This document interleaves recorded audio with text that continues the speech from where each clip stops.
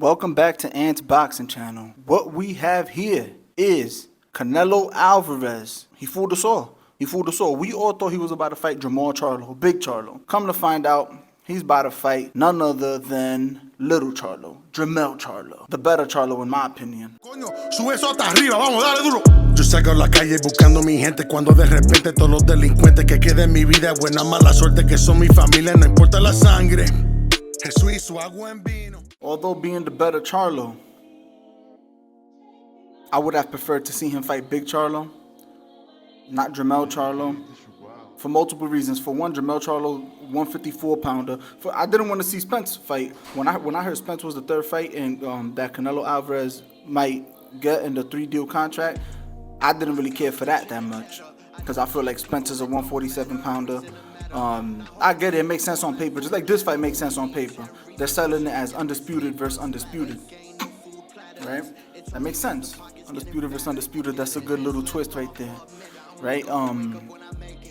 But you know, like I said, I would have preferred to see him fight Big Charlo, and above all of them, I would have preferred to see him fight David Benavidez. But Canelo's not gonna take a dangerous fight like that. Canelo is, he's in his half-ass Mayweather bag.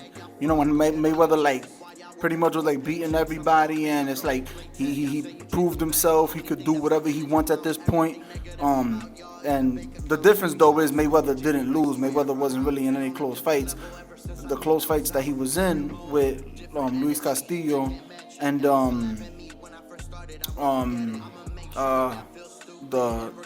forgot to do Maidana. You know, he rematched them and beat them the second time around convincingly, like proving I'm better, you know what I mean? So there's no controversy. Aside from that first Castillo fight though, because I was one of those who felt Castillo won that fight. He threw more overall, landed more overall, applied the pressure, you know what I mean? But anyways, that's neither here nor there. We're not talking about that. And before we get any deeper into this video, I want all of you right now to click up here, and I want y'all to check that out. That right there is a music video. My boy Manny Pack just dropped it. We put mad work into it. He put mad work into it. The videographer is a close friend of mine. He put mad work into it. Shout out to Chris Linton for doing that. We went crazy. The video is absolutely fire. My boy is nasty. He's a music artist. He's talented. He's underrated. He's slept on. Y'all gotta go show some support. You feel me? Let's get back to it. Canelo's in his half-ass Mayweather bag. You know what I mean? Picking and choosing.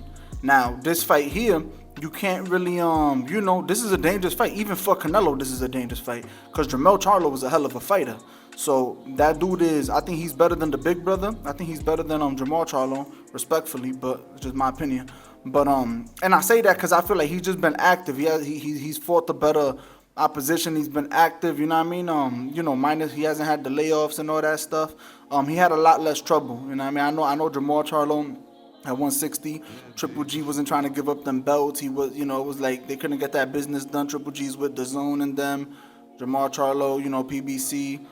Jermall Charlo had everybody on the PBC that he needed. So it's kind of like when you look at Errol Spence and Terrence Crawford, kind of like how Spence got all the fights because he was on the right side of the business. You know, so can't really take nothing away from Big Charlo too much in that sense. But I'm just saying, overall though, I would have rather seen Canelo fight Big Charlo or David Benavidez, but this is still going to be a big fight. There's going to be a big fight, an interesting one to see.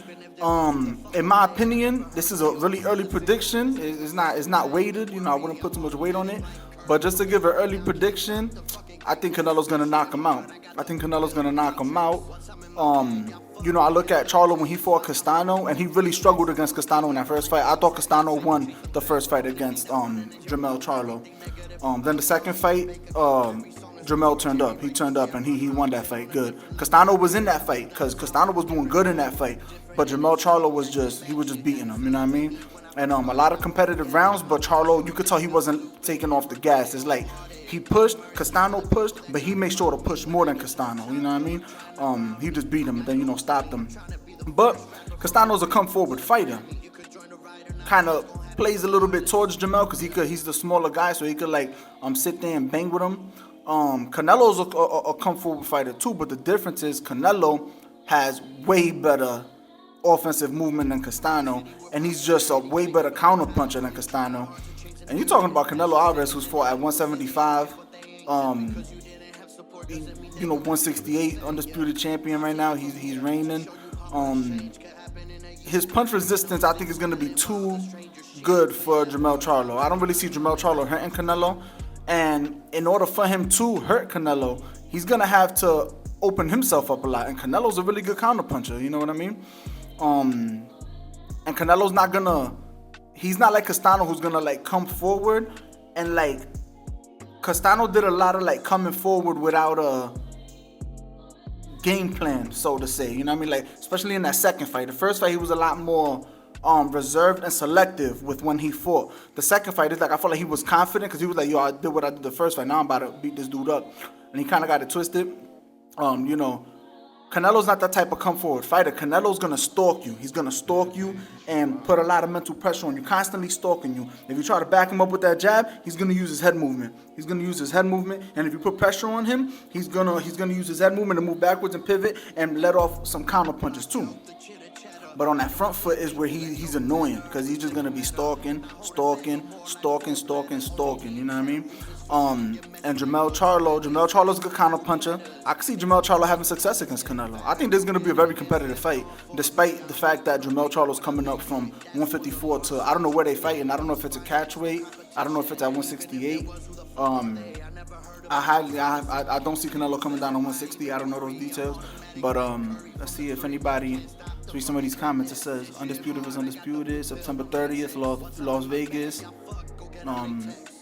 Dose of Genius. Thank you, Al Heyman, and everyone involved for making 2023 such a great year for us. Facts. I like Dose of Genius. If y'all see this, follow him. We be dropping some dope content for boxing. This fight might be fight of the year. I don't think so. Canelo. Well, you know what? It could be. It actually could be fight of the year. I'm not even gonna lie to you. It could be if Charlo boxes well enough to not let, because Charlo could box. Charlo be fighting a lot because he be having that chip on the shoulder that he wants to, like, I got power, I can knock him out. But Charlo could box. If Charlo boxes Canelo more than he fights with him and picks his moments to fight and bang, I could see it being very competitive. Either way, I still got Canelo winning, but I could see it being very, very, very competitive, like a fight of the year. Yeah, I could see that. Gotta see how it goes. But him, you gotta look at, like I said, I can't, this is all just off the top. I'm just talking because I gotta deep dive into, you gotta look at the camps, the trainers, you gotta look at a lot. So I'm on future prediction and breakdown video coming. It's coming, but I'm gonna try to make that one really good. But for now, we kind of just introducing to this idea of this, to not the idea, the fight got made. We just digging into this. This is crazy, you know. It's a big fight, undisputed versus undisputed. I don't know how, I don't know when we've had that in boxing, how much we've had that, how often. Like I said, the names is big names. I'm a fan of the names. I just don't like I don't know, man. I feel like I personally would have preferred to see Jermell Charlo stay at 154 and fight TYZU. I would have preferred that. And I would have preferred to see Canelo stay at 168. He might still be fighting at 168, but just fight Benavidez at 168. That's what I would have preferred, to be honest with you. But this ain't bad. We gotta this ain't bad at all. This is far from bad. This ain't nothing to complain about. But I'm just saying I would have preferred Canelo Benavidez and Jermell versus Castano. But hey, it is what it is. Man, I'm shocked. I really thought it was gonna be Big Brother Charlo versus Canelo Alvarez, but man, Canelo. I mean, respectfully, I just don't really like what he does. Like, Badu Jack, he turns him down. Dimitri Bivol turns him down. Benavidez is right there in your face. But no, you want to fight a guy, entertain talking about fighting a guy from 147 in Spence. And now you want to talk about fighting a guy at 154 in Jermell Charlo. It's like, I don't like that. I'm like, it's disappointing to me because I feel like Canelo really has a lot of like crazy potential. Like, he's mad talented. He could be, but I want to see him do it. You know what I mean? Like, because you never know what could happen. Because I feel like it could be that Canelo's game plan is to, I'm gonna fight the most dangerous guys at the end. I'm gonna fight Benavidez at the end. I'm gonna fight Demetrius Andrade at the end. You know what I mean? But the thing is this. You gotta fight them now, because what happens if you lose? at least if you lose, you have the chance to redeem yourself, possibly give us a classic trilogy, and then you can go bang out with the other one. If you lose, redeem yourself, possibly give us another classic trilogy, you know what I mean? Or you could just beat both of them guys, and then at that point, like you could do what you're doing now, and nobody could really say nothing about it at all, because there's nothing for you to prove. You proved it already, you know what I mean? But I feel like it's like you just, like he's maneuvering like